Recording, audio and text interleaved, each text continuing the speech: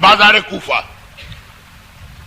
اور مولا نے دیکھا ایک نوجوان بہت اپنے آپ کو ویل ڈریس بنا کر سنوار کر سجا کر بازار میں کھڑا. اب آج کل تو آپ کو پتا لیڈیز سے زیادہ مردوں کے بیوٹی پارلر چلتے ہیں، 2 گھنٹے 3 گھنٹے مرد وہاں لگاتے ہیں. بہت اپنے آپ کو بنا سنوار کر، ہاتھ میں اسمارٹ فون، وہ بھی 8 نمبر والا جو ابھی لیٹسٹ آیا، گلے میں چین، جو طریقے ہوتے ہیں ایسے نوجوانوں کے، کھڑا ہوا ہے. مولا کسی کام سے بازار سے گزرے، 2 گھنٹے کے بعد واپس آئے، وہ ابھی تک وہیں کھڑا. جیسے ہی مولا نے اسے وہیں کھڑے دیکھا، فوراً کمر سے یا اپنے غلام سے کہا گرفتار کرو اور لے جاؤ اسے میدان میں. ایک میدان مخصوص تھا مولا کے زمانے میں جہاں مجرموں کو سزا ملتی تھی. ارحم الراحمین کے رحمت للعالمین رسول کا نعمت الہی مولا، لیکن ایک سزا دینے کے لیے ایک جگہ وہاں لے جاؤ. قرآن سورہ نور پہلی آیت، جب مجرم کو اسلامی سزا دی جائے، میں بعض وجوہات کی بنا پر آیت اور اس کا ترجمہ نہیں پڑھ رہا ہوں، اگرچہ قرآن ہے، لیکن کوئی کہہ دے گا کہ مولانا ہماری چھوٹی بچیاں بھی یہ مجلس سن رہی، تو میں آیت اور اس کے ترجمے کو بھی نہیں پڑھ رہا ہوں. پہلی آیت، حوالہ بہت آسان، سورہ نور پہلی آیت. قرآن کہتا ہے جب سزا دو تنہائی میں مت دو، ایک گروہ کو بلاؤ صاحبان ایمان کے جو اپنی آنکھوں سے یہ منظر دیکھ. اسلام کی سزا کا مقصد مجرم کا پنشمنٹ کم ہے، دیکھنے والوں کو عبرت دلوانا زیادہ ہے. تو جیسے ہی ایسی کوئی گرفتاری ہوتی ہے لوگوں کو پتا کہ علی کے آرڈر ہے، سب آ گئے. اور میرے مولا آخر میں آئے اور اپنے غلام سے کہا کہ اس نوجوان کے 10 کوڑے مارو. اب علماء کرام کے سامنے کیا زبان کھول، ایک حد ہوتی ہے اور ایک تعزیر. یہ تعزیر حسب ما یراہ الحاکم، خیر مولا نے کہا 10 کوڑے مارو. اب جب کوڑے کی بات سنی تو نوجوان چیخا. کیا چیخا؟ اگر وہ جملہ کہتا جو کامن سینس کہہ رہی تو شاید یقیناً مولا کا جواب کچھ اور ہوتا. کیا کہتا؟ مولا میرا قصور، یہ کہنا چاہیے نا، مولا میری غلطی، بازار کوفہ میں مجمع کے سامنے مجھے سزا، لیکن کیوں؟ بڑے سے بڑا مجرم کہتا ہے بھائی مجھے کیوں سزا دی گئی، بتا بھی ہے کیوں دی گئی، پھر بھی کہتا ہے کیوں سزا دی گئی، ہے نا؟ تو یہ آپ کے سامنے کی بات ہے. یہ کہتا تو مولا کو وہ جلال نہیں آتا. واقعے میں ہے کہ مولا کو جلال آ گیا، مولا نے اس کی سزا بڑھا دی.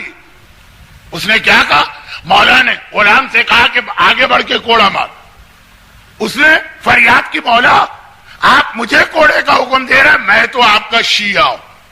اچھا، یہ اقربا پروری لے آیا بیچ میں، اپنا قصور نہیں پوچھ رہا ہے، میں آپ کا شیعہ ہوں اس لیے مجھے تو سزا مت دیجیے. کوئی غیر نماز قضا کرے تو ماریے، شیعہ نماز قضا کرے اسے سزا مت دے. کوئی غیر حق کھا لے اسے آپ کوڑے مارے، اور اگر اپنا شیعہ حق مار لے تو شیعہ ہے تو چھوڑ دو. علی کو تم نے کیا سمجھا؟ اس نوجوان کا جملہ یہ تھا کہ مولا میں تو آپ کا شیعہ ہوں، اور علی کا جواب کہا تو میرا شیعہ نہیں. یہ بھی دیکھ لیجیے، مولا کو کہنا چاہیے تھا جو میں نے ابھی کہا کہ ہاں تو ہمارا شیعہ ہے لیکن غلطی کی تو سزا ملے گی. یہ نہیں کہا مولا نے کہ تو ہمارا شیعہ ہی نہیں. ومن تبعنی فإنہ منی ومن عصانی فإنک غفور رحیم. مولا نے کہا تو میرا شیعہ ہی نہیں. اب وہ اور چیخا، مولا میں تو آپ کا بہت پرانا شیعہ ہوں. آپ کوفے میں لوگوں سے پوچھ لیجیے، مولا کوفے کے رہنے والے نہیں ہیں، مدینے والے. خلافت ظاہری کے بعد کوفے میں آ کے رہے، اور یہ کوفے کے پرانے لوگ. مولا کسی سے پوچھ لیجیے، سب گواہی دیں گے کہ آپ کی خلافت سے پہلے سے میں اور میرا گھرانہ آپ کا شیعہ. تو کنفرم ہو گئے. مولا کا جواب کیا؟ مجھے کسی سے پوچھنے کی ضرورت نہیں. اچھا پھر کیا کہا؟ یہ بھی کہہ سکتے ہیں کہ میں تو ساری کائنات کو جانتا ہوں، مجھے کیا ضرورت. یہ نہیں کہا تیرا عمل بتا رہا ہے تو علی کا شیعہ نہیں. عمل. اب وہ چونکا, مولا میں نے کیا ایسی غلطی کر دی؟ کہا تو بازار کوفہ میں کھڑا, روزانہ صبح کو شیطان مارکیٹوں کے گیٹ پہ کھڑے ہو کے اعلان کرتا, یہ ہے میری مسجد, میری عبادت کرنے والے تمہیں یہاں نظر آئیں گے. شیطان کی بیٹھک ہے بازار, بہت ساری چیزیں اس میں آ جائیں گی, ابھی نہیں, وقت نہیں. تو بازار کوفہ میں کھڑا, میں گیا اور آیا, 2 گھنٹے لگ گئے, تو وہیں کھڑا ہوا.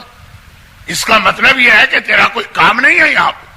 یہ علی کی حکومت, علی کی غیرت برداشت نہیں کر سکتی کہ ایک نوجوان ایسی جگہ پہ بغیر مقصد کے کھڑا ہو کہ نامحرم عورتیں وہاں سے گزر رہی ہے, وہ ان کو دیکھ رہا ہے, وہ اس کو دیکھ رہی ہے, اور یہ وہاں کھڑا ہوا. یہ علی کی حکومت میں تو ممکن نہیں. کوئی کام ہوتا, کام کرتا, چلا جاتا. شیطان کا سارا کام شروع ہوتا آنکھوں سے, نامحرم کو دیکھنے سے. گر کی بات حضرت نوح کو بھی شیطان نے بتائی.